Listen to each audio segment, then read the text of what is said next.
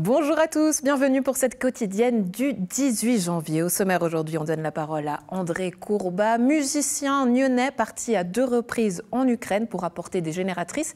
Il prépare son 3e voyage et partira d'ici quelques jours. André Courbat, bonjour à vous, bienvenue sur ce plateau. Merci beaucoup d'être avec nous. En sport, on donnera la parole au foot salle club Gland qui nous parle du 20e tournoi de football indoor qui a lieu ce week-end à Grandchamp. Sur le plateau avec nous aujourd'hui, le président du club, Maurizio Riccio, accompagné de l'entraîneur Seng Chan. Bonjour à vous, messieurs, bienvenue. Enfin, on terminera en culture et on rentrera dans l'univers de 2 artistes, juste ici, celui d'Héloïse Pocri. Ici, on donnera la parole à Marco Scorti. Tous deux ont reçu une bourse de la ville de Gland. Ils sont avec nous sur le plateau.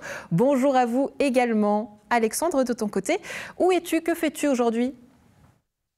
Salut Andrea, eh bien je suis dans la neige et dans la neige à Nyon. Voilà, je ne pensais pas que c'était possible, mais si. Effectivement, je suis juste derrière la gare, tu vois plein de voitures, puisque je suis au parking du Martinet. Et juste derrière moi, tu vois, sur cette surface de plus de 1000 mètres carrés, eh bien, va être aménagé très bientôt, d'ici la fin de l'année, un parc canin, voilà, pour que les toutous puissent se rencontrer en liberté, se dépenser. Et puis, il n'y aura pas qu'un parc canin, parce qu'il y aura aussi plein d'autres installations pour justement les citoyens et citoyennes de Nyon. La municipalité organise une séance d'information, c'est ce jeudi à 19h à la salle du conseil, pour que les citoyens puissent poser toutes leurs questions. Et puis moi, j'aurai avec moi Pierre Vallone, municipal en charge de l'environnement, eh bien pour nous expliquer qu'est-ce qui va être fait ici et pourquoi faire un parc canin à Nyon.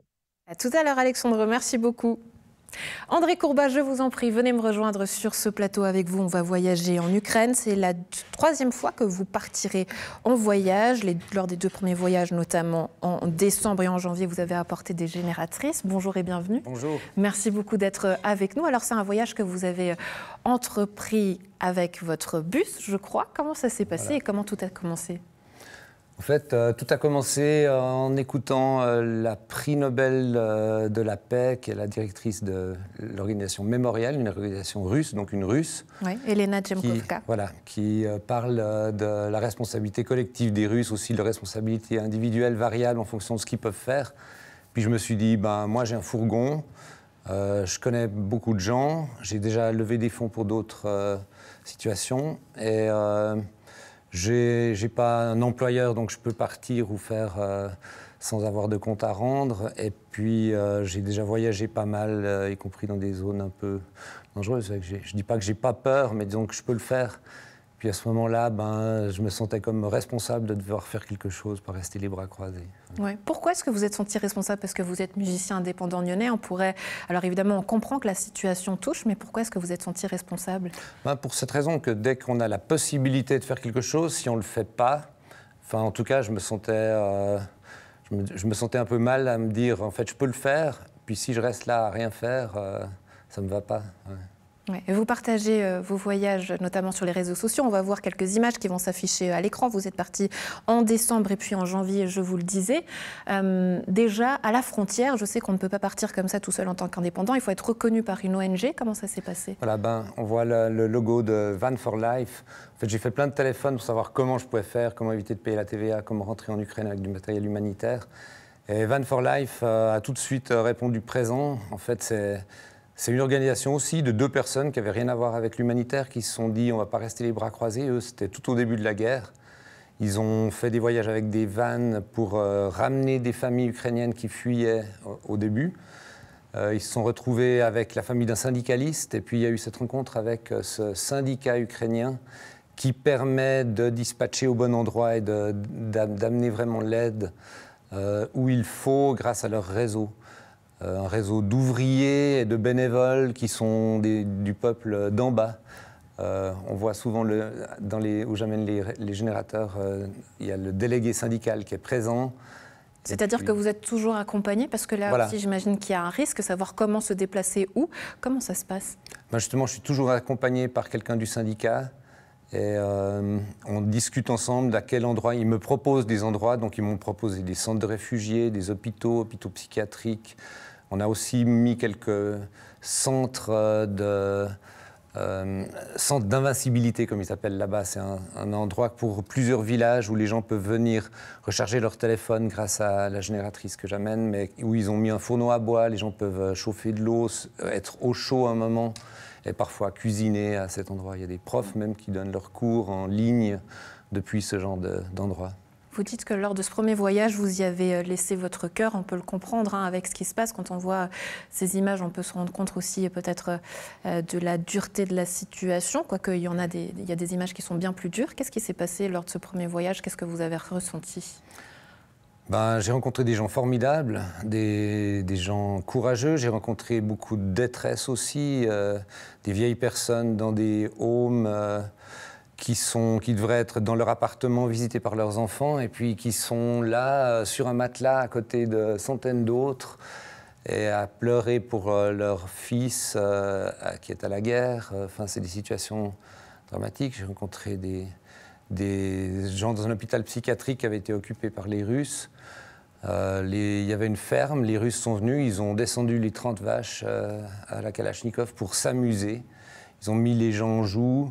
Il y en a qui ont fui, qui avaient peur, et puis ils ne les ont pas tous retrouvés à temps. Et il y en a 13 qui sont morts de froid, qui ont été enterrés dans le jardin. Enfin, je vois des situations catastrophiques et en même temps... Comment vous gérez ça? Pardonnez-moi, parce que... je ne le gère pas, ça me revient quand je sors d'Ukraine. Ouais. Quand je suis en Ukraine, en fait, j'ai une forme d'adrénaline qui me fait tenir. Des fois, je me dis, mais je suis insensible.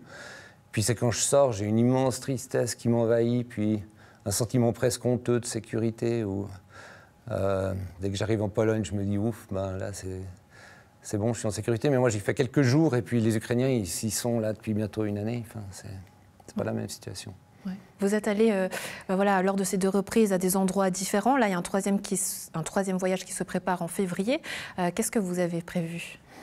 Alors, la première fois, c'était la région de Kiev, Irpin, Hostomel. La deuxième fois, c'était Kharkiv, donc tout à l'est, tout près des zones de combat. Et puis, cette fois-ci, c'est Tchernihiv, qui a été aussi beaucoup détruit, mais qui est dans la région de Kiev. Et puis, Dnipro, qui a d'énormes besoins. Dnipro, on a entendu parler de cet immeuble qui est tombé récemment, mais plein de réfugiés de Soledar, de Bakhmout, affluent à Dnipro. Et ils ont vraiment besoin d'aide. Là. Ouais. Je crois que vous partirez aux alentours du 10-11 février, voilà, on peut le dire. Probablement le 10. Ouais. Ouais. Comment est-ce qu'on peut vous aider pardon? Alors, en fait, on peut m'aider financièrement. Peut-être on pourra mentionner mon site sur lequel on peut verser de l'argent. Je tiens une comptabilité toujours de chaque personne qui verse combien et quoi et qu'est-ce que je dépense et que tout soit le plus limpide possible. Et puis j'ai aussi, on me demande genre 300 sacs de couchage, des tas de trucs que je ne peux pas tout acheter. Donc s'il y a aussi des sacs de couchage, des habits chauds également, mais les habits chauds, je ne vais pas arriver à acheminer tout. Cette fois-ci, je vais déjà devoir prendre 2 camionnettes. Il y a une camionnette de Van for Life qui va m'accompagner, parce que j'ai déjà pu acheter 12 générateurs de 5000 watts qui font 88 kilos chacun, donc c'est déjà trop pour mon fourgon. Mais Van for Life va affréter un camion d'ici quelques jours ou semaines qui va amener des habits. Il y a aussi cette association Ukraine à Gland qui nous propose beaucoup de matériel qu'ils arrivent à récolter et qui sera acheminé par Van for Life. André Courbat, merci beaucoup d'avoir été avec nous. Merci à vous. On va certainement reprendre de vos nouvelles et puis évidemment ce site internet à la maison sur lequel vous pouvez vous rendre pour pouvoir aider et donner peut-être un coup de main qui est bien nécessaire. Très belle journée à vous. Merci à bientôt. Beaucoup. Au revoir. Au revoir. Alexandre, on retourne à Nyon et j'imagine que tu es en compagnie du municipal Pierre Vallène. Oui, effectivement, Pierre Vallène est avec moi. Bonjour. Bonjour. Je rappelle que vous êtes municipal en charge de l'environnement à la ville de Nyon. Alors, on va marcher ensemble. On va faire justement ce chemin au parking du Martinet, alors qui est un chemin spécial qui va être justement aménagé parce qu'il n'y a pas que le parc canin. Il va y avoir plein d'autres installations. On va parler de tout ça, justement, en vue de cette séance que vous organisez ce jeudi pour informer la population. Déjà, Pierre Vallène, vous avez un animal, vous? J'avais, mais je n'ai plus. Ah. Vous aviez un chien? Un chien, oui. Ah, un chien. Donc, paix à son âme, c'est ça? Paix à son âme. Bon, et aujourd'hui, justement, pourquoi créer un parc canin à Nyon? D'où ça part, cette idée? Alors, rappelez-nous. ça part d'une demande qui était faite au conseil communal par le conseiller communal Olivier Monge, qui a déposé un postulat Le conseil estimait que la question est intéressante, l'a renvoyée à la municipalité, et à partir de là, la municipalité s'est demandé d'abord à estimer qu'il y avait un intérêt et une vraie demande pour ce type d'installation. Oui. On le voit dans d'autres villes, à Lausanne par exemple, ou même à plus petite dimension en Founet. Oui. Ça correspond à une véritable demande. Donc nous nous sommes demandé où on pourrait l'installer, et c'est ainsi que nous avons imaginé que l'on pourrait occuper une partie de ce parking dans la mesure où il est, et on le voit encore aujourd'hui, sous-exploité. Et donc, on va enlever une quarantaine de places de parc pour installer ce parc, mais qui ne sera effectivement pas, comme vous l'avez dit, uniquement un parc canin, puisqu'il y aura une partie qui sera clôturée, dans laquelle les chiens pourront s'ébrouer en toute liberté. Oui. Aux deux extrémités, en particulier de ce côté, sur ce magnifique bosquet qui était préexistant, on va installer quelques bancs et qui seront librement accessibles en dehors de l'enceinte. À l'autre bout, également, un espace aménagé qui sera accessible à tous. Oui. Et puis surtout, ça permettra de créer, en supprimant les places de parc qui sont là le long, un sentier sécurisé pour les écoliers qui pourront se rendre de l'école du Rocher à la gare sur un chemin complètement sécurisé, ce qui n'est pas le cas aujourd'hui. Voilà, donc de créer plein d'autres, un espace vert aussi, plantation d'arbres. Alors, peu de plantation d'arbres, on va évidemment maintenir des arbres qui sont existants. On ne le voit pas très bien, il en reste quelques traces maintenant. Il y a une végétation spontanée qui s'est installée entre les voitures, que l'on va laisser se développer. Et il n'y aura pas de plantation d'arbres à proprement parler, dans la mesure où ce terrain, à terme, va être urbanisé, construit, et que la municipalité ne souhaite pas figer un contenu de parc à cet endroit, ne sachant pas exactement ce que sera l'avenir de ce site. Alors, je précise que c'est un projet donc, qui coûte 190 000 francs à réaliser dans son entièreté. Donc, parc canin et autre chose aussi, du coup, pour les enfants et autres usagers, pour revaloriser peut-être ce parc, c'était une manière de dire, on ne s'occupe pas que des propriétaires de chiens, mais on en profite aussi pour faire autre chose. Exactement. Et ce projet, on commence à en voir quelque chose en face de nous, en complément de la soliderie, qui est cette épicerie solidaire qui va s'installer à quelques mètres d'ici. On va passer devant, et qui fera depuis la gare un arrêt à la soliderie, et ensuite, le long de ce parcours, 2 arrêts qui ne seront effectivement pas accessible uniquement aux propriétaires de chiens, mais à l'extérieur du parc proprement dit, et accessible à l'ensemble de la population, avec quelques tables, quelques chaises de pique-nique, et où on pourra s'installer. Alors, je dois quand même vous poser la question, Pierre Vallone. C'est vrai que vous dites que vous allez enlever une quarantaine, voire cinquantaine de places de parc. Oui. Quelle est la solution, justement, pour remplacer ces places de parc? Parce qu'on imagine que ça va faire moins de place potentielle dans ce parking pour les usagers de la route. Alors, il y aura effectivement moins de place, mais l'on sait, les statistiques sont très claires qu'il est largement sous-utilisé, ce parc aujourd'hui, et donc ces 40 places ne vont pas manquer. Ce n'est pas dans cet endroit-là que l'on manque de places de parc. Ouais. Ce parc canin, du coup, donc il va faire à peu près toute la longueur qu'on a parcourue, c'est ça? Exactement, oui. C'est-à-dire que ça part près des arbres et puis ça va arriver jusqu'ici. Environ 60-80 mètres de long par une petite trentaine de mètres de large. Oui. D'accord. Voilà, 1800 mètres carrés au total. D'accord, voilà, 1800 mètres carrés au total. Quand est-ce qu'on peut espérer promener nos chiens et puis les laisser ici dans ce parc? Alors, ce que j'aurais encore dû vous dire, c'est qu'on a donc répondu favorablement à cette demande du conseil communal, dans la mesure où ça nous paraissait avoir un intérêt pour un certain nombre de personnes. Et depuis le départ du projet, nous avons associé un groupe d'utilisatrices de ce futur parc. Oui, j'allais en parler justement.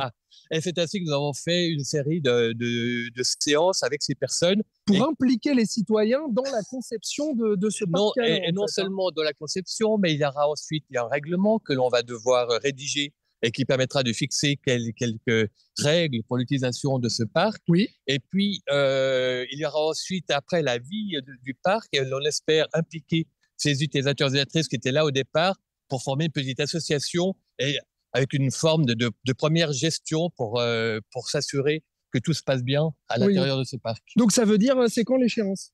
Alors l'échéance… c'est quand qu'on pourra promener nos chiens dans ce parc? Alors si tout va bien, à l'automne, on devrait être prêt. À l'automne, voilà, vous devriez être prêt. Effectivement, voilà un petit peu tout ce qu'on pouvait dire sur ce parc canin, comme vous l'avez dit, qui est très demandé des Nyonnaises et des Nyonnais. Et puis du coup, on arrive là, c'est ça un chantier de la soliderie. Et puis là, il y a quelques escaliers, on est tout de suite à la gare. Et puis ce cheminement qui conduit, qui permet de lier l'école du Rocher à la gare et qui nous paraissait pertinent de revaloriser à l'occasion de cette réalisation. Mais alors, par contre, il paraît que ce parc à chiens va être temporaire, en fait, parce que l'aménagement du parking du Martinet va engranger un projet beaucoup plus conséquent. Oui, alors je vous le disais tout à l'heure, raison pour laquelle nous n'allons pas planter d'arbres qu'il s'agirait d'abattre dans quelques années. Il y a des planifications qui sont en cours et il y a un plan d'affectation qui va être élaboré et ensuite des enquêtes et qui permettront de construire ce quartier qui est une propriété de la ville et qui permettra d'apporter quelques revenus. Bienvenue à la ville.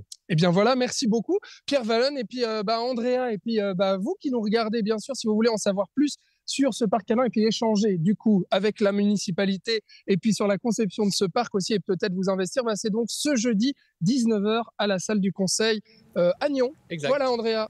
Très bien, le rendez-vous est pris, Alexandre. Ouais, un parc canin qui a du chien, on dira.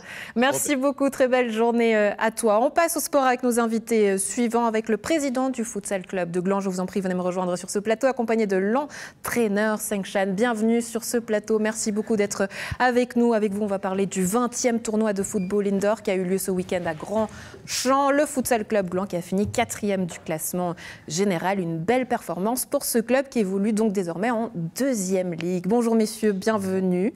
Vous êtes en pleine forme? Vous avez pu vous reposer? Oui, moi je n'étais pas très bien ce matin, mais là ça va un peu mieux. Ouais, c'est la neige, ça fait de l'effet à tout. Oui, je sais pas. Mais... Maurizio, on disait. Mais plus sérieusement, il y a eu ce tournoi qui a été organisé à Grand-Champ ce week-end. Comment ça s'est passé pour vous? Est-ce que vous êtes déjà satisfait du résultat du classement? Oui. Alors c'était surtout un tournoi destiné aux juniors. Oui. Donc on a eu plusieurs catégories. On a eu les F, les D, les C. Et on avait un tournoi vendredi soir, un tournoi senior aussi, qui a bien fonctionné, qui avait une bonne ambiance. Et là, c'est Bure-Saint-Roch-Perrois, BRP, qui s'est imposé. Mais c'était super sympa, il y avait une bonne ambiance. Et puis c'est vrai que sur le week-end, il y avait 36 équipes de juniors et 10 équipes d'actifs seniors. Ouais, très bien. Que nous dit l'entraîneur? Qu'est-ce qu'on peut analyser sur les résultats de ce classement? Je dirais qu'aujourd'hui, nous sommes à un autre niveau. Ouais. Toujours des progressions possibles. Et on a des bons clubs, des grands clubs. Et puis, on espère prendre, je dirais, on va dire peut-être améliorer notre approche éducative pour faire mieux jouer encore nos joueurs. Donc, pour être encore plus haut. Ouais, quels sont vos objectifs, justement? Et ça va passer par quoi? Comment améliorer cette approche éducative, comme vous le dites? Je dirais le plus dur, à cet âge-là, c'est le collectif. Parce qu'aujourd'hui, on va dire, de façon imagée, ils ont encore un jeu plutôt, je dirais, groupé. Et lorsqu'on va à la télé, en général, on fait des passes. Et toutes les semaines, on dit qu'il faut faire des passes. Et ils ont un peu de mal. Ça rentre, en fonction de l'âge, mais c'est vraiment un challenge constant. Ouais. C'est intéressant, vous dites, quand on voit la télé, et pourtant on a cette image que le futsal, c'est un peu le parent pauvre du foot, parce qu'il est beaucoup moins médiatisé. Est-ce qu'aujourd'hui, ça tend à changer ? On espère. C'est vrai qu'effectivement, il y a moins de licenciés, mais au niveau des instances sportives, que ce soit l'ASF et autres, ils essayent vraiment de mettre en avant ce sport et de pouvoir effectivement avoir un peu plus de visibilité par rapport à ce sport. Ouais. Ouais. Les garçons, on les voit jouer, les filles, elles sont où? Est-ce que vous en avez d'ailleurs chez vous? On en a eu. Je dirais que je ne sais pas, effectivement, on encourage toujours les jeunes filles à nous rejoindre. Après, c'est souvent les parents, parce que aussi à cet âge-là, ce sont les enfants testent et ils changent. Ouais, ils testent plein de choses et ils abandonnent aussi beaucoup. Exactement. Donc il faut là, on a de rester. Tout à fait. Ouais. On a comme la chance d'avoir un groupe finalement qui continue, qui évolue, parce qu'effectivement, on a commencé avec des GF et maintenant, ça grandit. Oui. Donc on est content. Donc s'ils sont contents, nous sommes contents également. Ouais, et puis on voit cet engouement a très bien fonctionné, notamment à Noël. Vous avez rencontré un franc succès, je crois, où pas mal d'adolescents sont justement venus essayer. Oui. Et puis la ville de Nyon a mis pas mal de salles à disposition. Comment vous l'expliquez, cet engouement? C'est passé par quoi? Le bouche à oreille? Enfin voilà, les gens ont envie d'essayer et puis peut-être de nouvelles expériences. Comment vous l'expliquez, cet engouement? Oui, alors je pense que c'est vrai que durant les fêtes, suivant la météo, les jeunes n'ont pas la possibilité de jouer à l'extérieur et puis ils se réunissent un peu dans les salles selon la disponibilité et ils viennent s'amuser entre eux, continuer à pratiquer leur sport. Je pense que c'est aussi dû à ça, ouais, effectivement. La météo est une arme très intéressante pour le futsal. Oui. Redoutable. Et ben voilà, on connaîtra tous les secrets. Un tournoi prévu également en février. Qu'est-ce qui est organisé, je crois, notamment à Grand-Champ? Alors en février, on a la journée de Swiss Futsal Second League. Donc on organise effectivement le dimanche 12 février la journée de championnat, parce qu'il faut savoir qu'au futsal, toutes les équipes jouent le même jour, en une après-midi. Et c'est nous qui organisons cette journée. Ouais. En général, on joue plutôt sur Genève. On a pas mal d'équipes genevoises dans le groupe. Ce week-end, on est encore à Genève. Le week-end d'après, on sera à Morges. Et là, la dernière journée, c'est nous qui l'organisons. Très bien. À Grandchamp, à quelle date est-ce qu'on prend rendez-vous? Le 12 février, dimanche 12 février, oui, tout à fait. Ouais. Voilà. Bon, petit exercice avec l'entraîneur. 5, si on devait résumer peut-être les règles du futsal. Moi, j'ai jamais compris, par exemple, la règle du hors-jeu en foot, je l'avoue, je suis très nulle en sport. Mais quelles sont les règles essentielles du futsal? Alors, il n'y a pas de hors-jeu en futsal. Hein. Voilà, peut-être que je vais pouvoir m'y mettre. Oui, avec plaisir. Comme un gardien. Après, c'est des joueurs de champ. Donc, après, par exemple, pour les jeunes, aujourd'hui, il y a la règle. Enfin, il y a un mode de fonctionnement qui consiste à avoir 3 joueurs de champ et un gardien pour avoir plus de jeux, plus de passes, tout simplement. Parce qu'effectivement, après, c'est très. Il y a des règles flexibles, dans le sens on peut avoir plus de joueurs de champ, mais l'idée, c'est comme promouvoir les passes, donc forcément réduire un petit peu le nombre de joueurs de champ. Donc on peut jouer un peu selon ses envies, c'est ça? Oui, voilà, il y a quand même un peu de liberté. Au niveau des juniors, au niveau des juniors, Oui, après au niveau des adultes, c'est clair qu'il y a des règles assez plus strictes. Plus strictes. Le ballon sort des deux côtés, au bout de 5 fautes, c'est à 11 mètres pour l'adversaire. Les changements sont illimités. À chaque fois que le ballon sort, donc c'est 20 minutes effectives, 2 fois 20 minutes effectives. Donc ça, c'est pour les adultes. Ouais. C'est vrai qu'au niveau des jeux, on est plus flexible. Qu'est-ce qui vous a passionné dans ce sport? Écoutez, moi à la base, je viens du foot à 11. J'adore, je joue aussi au foot à 11. Et c'est vrai que durant l'hiver, on s'ennuyait. Et puis c'est vrai que pouvoir jouer au niveau technique, c'est vraiment technique, on est toujours en mouvement. C'est ça qui m'a attiré, en fait. Ouais. 5 mêmes questions. Qu'est-ce qui vous a passionné, mis à part le fait que, on l'aura compris, on peut jouer quand il neige? Oui, en fait, c'est très intéressant parce que j'ai rejoint Mauricio. En fait, j'étais tout simplement un parent. Et donc, de fil en aiguille, on a discuté pour rejoindre le club en tant qu'entraîneur. Donc, je suis plutôt spectateur d'habitude, et puis finalement, on devient acteur. Et donc finalement, ça fait que à fil de l'eau. Et puis j'ai eu des formations avec la FS aussi, etc. Donc c'est très bien, pourvu que ça continue.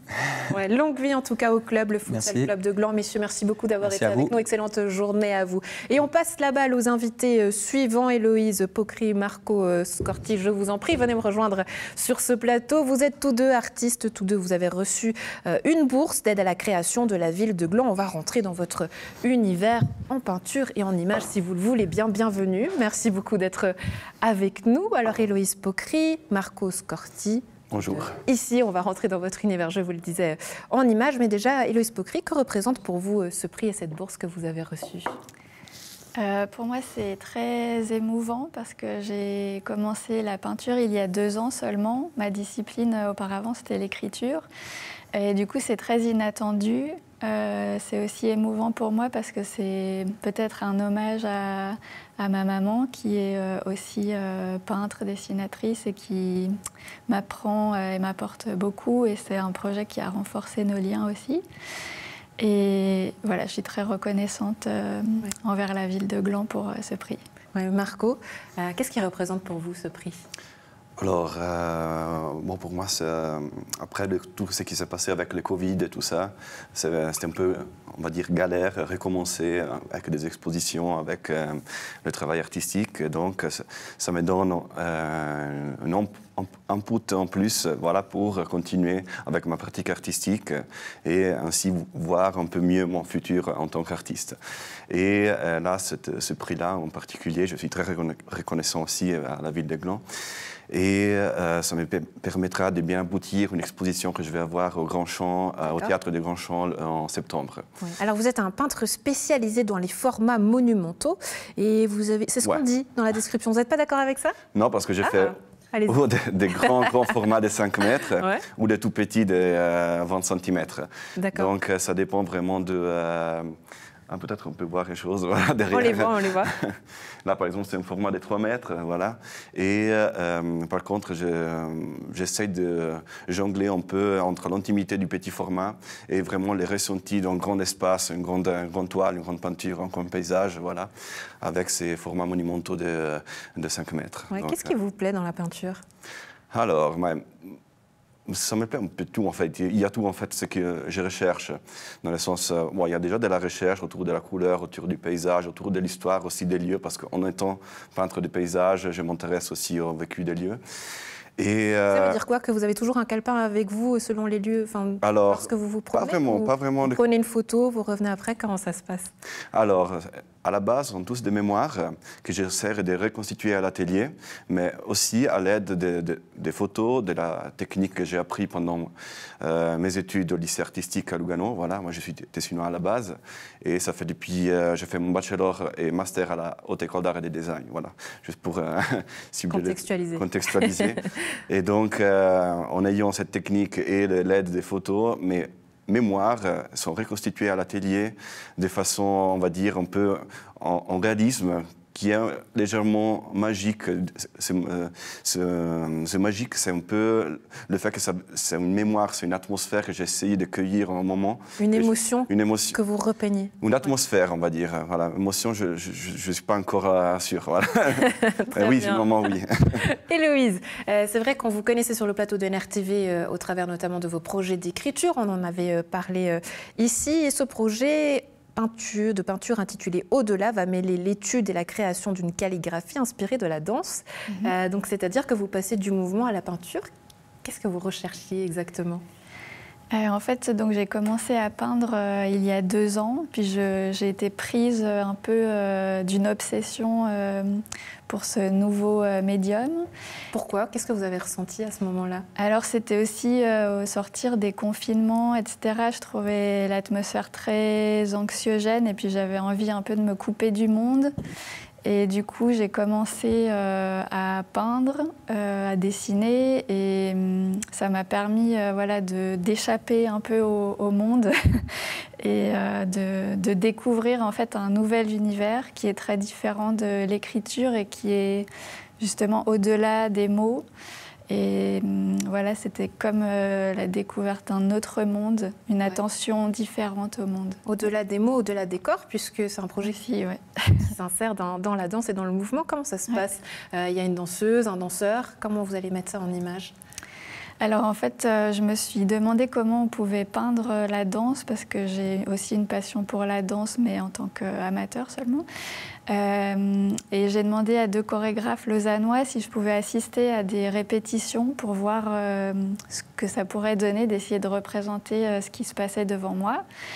Et j'ai essayé plein de choses, plein de techniques, plein d'outils, de médiums. Et au bout d'un moment, il y a une combinaison qui m'a semblé représenter une atmosphère aussi, comme Marco disait pour ses paysages, une atmosphère avec justesse et qui en fait parlait aussi aux chorégraphes et aux danseurs et danseuses qui reconnaissaient, ah oui, ça c'est tel moment, ça c'est tel autre. Et voilà, du coup, en fait, même si c'est pas figuratif, parce que le figuratif, ça serait très figé pour le mouvement. Du coup, c'est plutôt abstrait, c'est plus l'énergie. Et c'est aussi au-delà des corps, parce que du coup, ça fait vraiment appel à l'imagination des personnes qui vont regarder aussi pour interpréter les choses.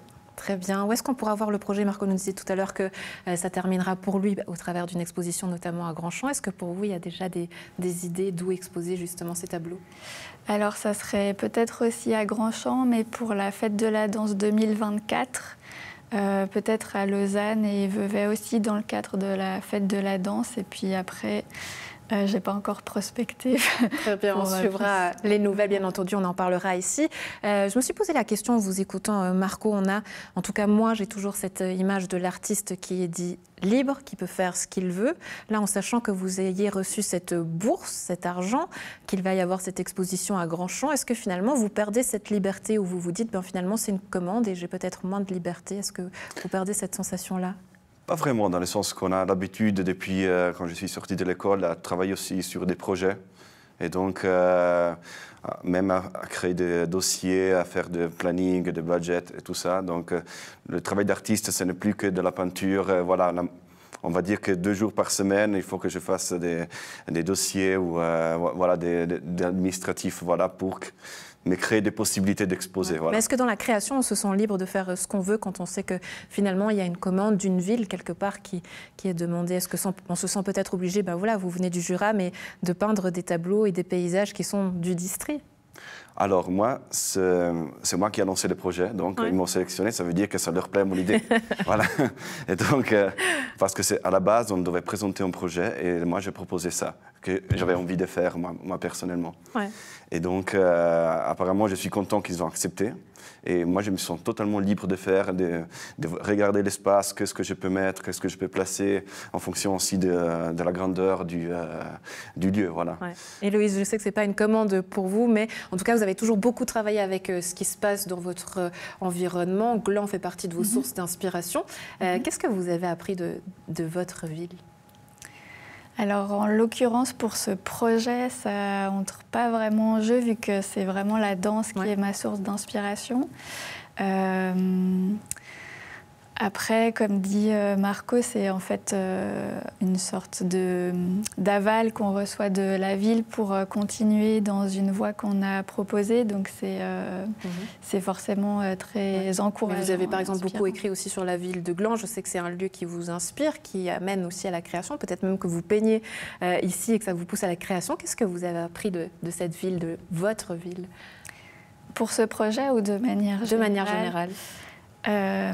Qu'est-ce que j'ai appris qu'en fait, on peut s'inspirer de vraiment tout, parce que pour le projet d'écriture que j'avais fait sur la ville de Gland, je me suis inspirée d'objets qu'on voit tout le temps en se promenant dans la ville et des objets auxquels on ne prête pas attention. Et en fait, c'est peut-être ça qui est le plus inspirant dans des projets artistiques, ça va être les choses auxquelles on ne prête pas ou très peu attention d'habitude, et tout d'un coup on va apporter un autre regard sur le monde qui va faire que tout d'un coup on voit les choses autrement et on se pose des questions différentes et on approche peut-être aussi les autres humains différemment. Et je crois qu'il y a un rapport entre...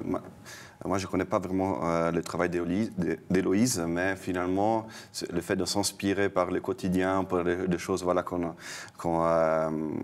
normalement on ne voit pas, voilà, c'est aussi une source pour mon travail. Donc moi, j'essaie vraiment de travailler avec des zones de frontières, ce que j'appelle, donc en dehors des espaces urbains.